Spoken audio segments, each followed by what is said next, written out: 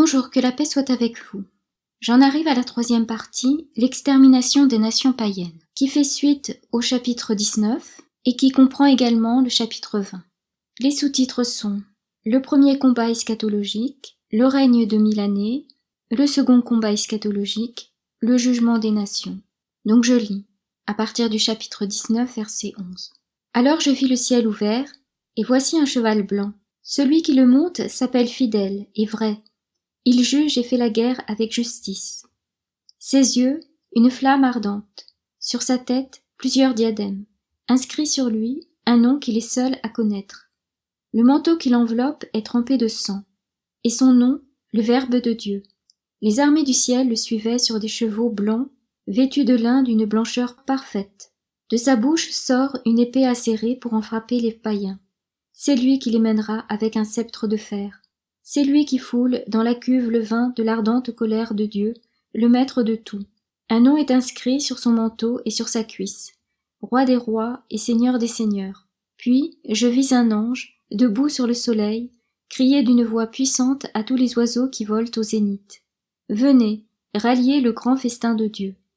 Vous y avalerez chair de rois, et chair de grands capitaines, et chair de héros, et chair de chevaux avec leurs cavaliers, et chair de toutes gens, libres et esclaves, petits et grands. Je vis alors la bête, avec les rois de la terre et leurs armées rassemblées pour engager le combat contre le cavalier et son armée. Mais la bête fut capturée, avec le faux prophète, celui qui accomplit au service de la bête des prodiges par lesquels il fourvoyait les gens ayant reçu la marque de la bête et les adorateurs de son image. On les jeta tous deux, vivants, dans l'étang de feu, de soufre embrasé. Tout le reste fut exterminé par l'épée du cavalier, qui sort de sa bouche, et tous les oiseaux se repurent de leur chair. Puis je vis un ange descendre du ciel, ayant en main la clé de l'abîme, ainsi qu'une énorme chaîne. Il maîtrisa le dragon, l'antique serpent, c'est le diable Satan, et l'enchaîna pour 1000 années.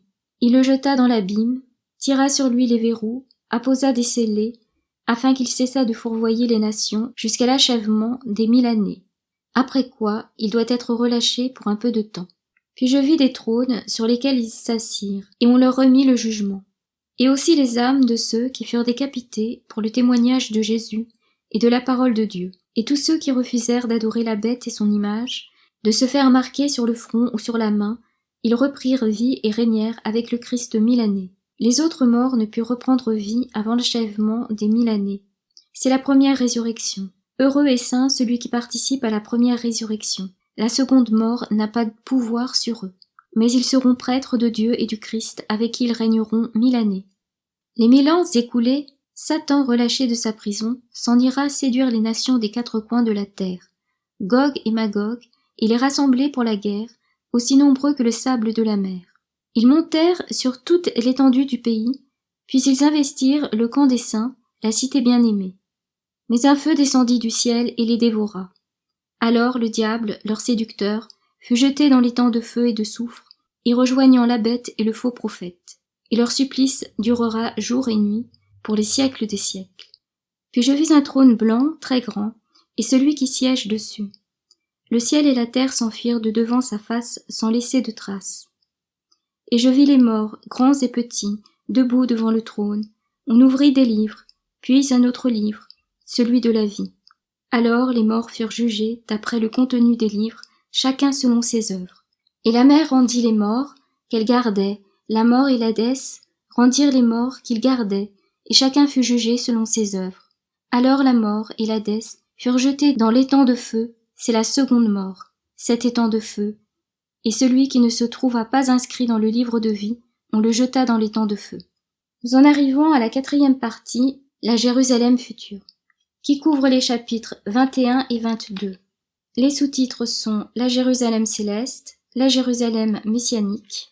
Je lis. Chapitre 21. Puis je vis un ciel nouveau, une terre nouvelle. Car le premier ciel et la première terre ont disparu, et de mer, il n'y en a plus. Et je vis la cité sainte, Jérusalem nouvelle, qui descendait du ciel, de chez Dieu. Elle s'est faite belle, comme une jeune mariée parée pour son époux. J'entendis alors une voix acclamer du trône. Voilà la demeure de Dieu avec les hommes. Il aura sa demeure avec eux. Ils seront son peuple, et lui, Dieu avec Dieu, sera leur Dieu. Il essuiera toute larme de leurs yeux, de mort, il n'y en aura plus. De pleurs, de cris et de peines, il n'y en aura plus, car l'ancien monde s'en est allé. Alors, celui qui siège sur le trône déclara « Voici, je fais l'univers nouveau. » Puis il ajouta « Écris, ces paroles sont certaines et vraies. » C'en est fait, me dit-il encore, je suis l'alpha et l'oméga, le principe et la fin. Celui qui a soif, moi, je lui donnerai de la source de vie, gratuitement. Telle sera la part du vainqueur, et je serai son Dieu, et lui sera mon fils. Mais les lâches, les renégats, les dépravés, les assassins, les impurs, les sorciers, les idolâtres, bref, tous les hommes de mensonge, leur lot se trouve dans les temps brûlants de feu et de soufre. C'est la seconde mort. Alors, l'un des 7 anges aux 7 coupes remplies des 7 derniers fléaux s'en vint me dire « Viens, que je te montre la fiancée, l'épouse de l'agneau. » Il me transporta donc en esprit sur une montagne de grande hauteur, et me montra la cité sainte, Jérusalem, qui descendait du ciel, de chez Dieu, avec en elle la gloire de Dieu. Elle resplendit telle une pierre très précieuse, comme une pierre de jaspe cristallin. Elle est munie d'un rempart de grande hauteur, pourvu de 12 portes, près desquelles il y a 12 anges, et des noms inscrits, ceux des 12 tribus des fils d'Israël. À l'Orient, 3 portes, au Nord, 3 portes, au Midi, 3 portes, à l'Occident, 3 portes. Le rempart de la ville repose sur 12 assises, portant chacune le nom de l'un des 12 apôtres de l'agneau. Celui qui me parlait tenait une mesure, un roseau d'or, pour mesurer la ville, ses portes et son rempart. Cette ville dessine un carré, sa longueur égale sa largeur. Il la mesura donc à l'aide du roseau, soit 12 000 stades. Longueur, largeur et hauteur y sont égales. Puis il en mesura le rempart, soit 144 coudées. L'ange mesurait d'après une mesure humaine. Ce rempart est construit en jaspe, et la ville est de l'or pur, comme du cristal bien pur. Les assises de son rempart sont rehaussées de pierreries de toutes sortes. La première assise est de jaspe, la deuxième de saphir, la troisième de chalcédoine, la quatrième d'émeraude, la cinquième de sardoine, la sixième de cornaline, la septième de chrysolite, la huitième de béryl, la neuvième de topaze, la 10e de chrysoprase, la 11e d'hyacinthe, la 12e d'améthyste. Et les 12 portes sont 12 perles, chaque porte formée d'une seule perle, et la place de la ville est de l'or pur, transparent comme du cristal. 2 temples, je n'en vis point en elle, c'est que le Seigneur, le Dieu maître de tout, est son temple, ainsi que l'agneau. La ville peut se passer de l'éclat du soleil et de celui de la lune, car la gloire de Dieu l'a illuminée, et l'agneau lui tient lieu de flambeau. Les nations marcheront à sa lumière, et les rois de la terre viendront lui porter leurs trésors. Ses portes resteront ouvertes le jour, car il n'y aura pas de nuit, et l'on viendra lui porter les trésors et le faste des nations. Rien de souillé n'y pourra pénétrer, ni ceux qui commettent l'abomination et le mal, mais seulement ceux qui sont inscrits dans le livre de vie de l'agneau. Chapitre 22. Puis l'ange me montra le fleuve de vie, limpide comme du cristal, qui jaillissait du trône de Dieu et de l'agneau. Au milieu de la place, de part et d'autre du fleuve, il y a des arbres de vie qui fructifient 12 fois, une fois chaque mois, et leurs feuilles peuvent guérir les païens. De malédiction il n'y en aura plus. Le trône de Dieu et de l'agneau sera dressé dans la ville, et les serviteurs de Dieu l'adoreront. Ils verront sa face, et son nom sera sur leur front. De nuit, il n'y en aura plus.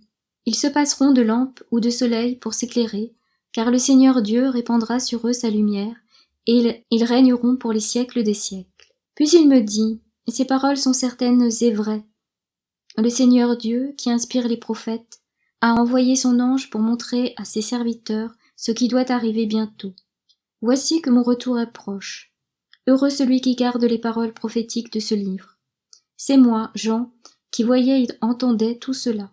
Une fois les paroles et les visions achevées, je tombai aux pieds de l'ange qui m'avait tout montré pour l'adorer. Mais lui me dit, non, attention, je suis un serviteur comme toi, et tes frères les prophètes, et ceux qui gardent les paroles de ce livre, c'est Dieu qu'il faut adorer. Il me dit encore, ne tiens pas secrètes les paroles prophétiques de ce livre, car le temps est proche, que le pécheur pêche encore, et que l'homme souillé se souille encore. Que l'homme de bien vive encore dans le bien, et que le saint se sanctifie encore. Voici que mon retour est proche, et j'apporte avec moi le salaire que je vais payer à chacun, en proportion de son travail. Je suis l'alpha et l'oméga, le premier et le dernier, le principe et la fin. Heureux ceux qui lavent leurs robes, ils pourront disposer de l'arbre de vie et pénétrer dans la cité par les portes. Dehors les chiens, les sorciers, les impurs, les assassins, les idolâtres et tous ceux qui se plaisent à faire le mal. Épilogue. Moi, Jésus, j'ai envoyé mon ange publier chez vous ces révélations concernant les églises. Je suis le rejeton de la race de David, l'étoile radieuse du matin. L'esprit et l'épouse disent « Viens ». Que celui qui entend dise « Viens ». Et que l'homme assoiffé s'approche, que l'homme de désir reçoive l'eau de la vie gratuitement. Je déclare, moi, à quiconque écoute les paroles prophétiques de ce livre, qui oserait y faire des surcharges, Dieu le chargera de tous les fléaux décrits dans ce livre. Et qui oserait retrancher aux paroles de ce livre prophétique, Dieu retranchera son lot de l'arbre de vie et de la cité sainte décrits dans ce livre. Le garant de ces révélations l'affirme, oui, mon retour est proche. Amen, viens, Seigneur Jésus. Que la grâce du Seigneur Jésus soit avec tous. Amen.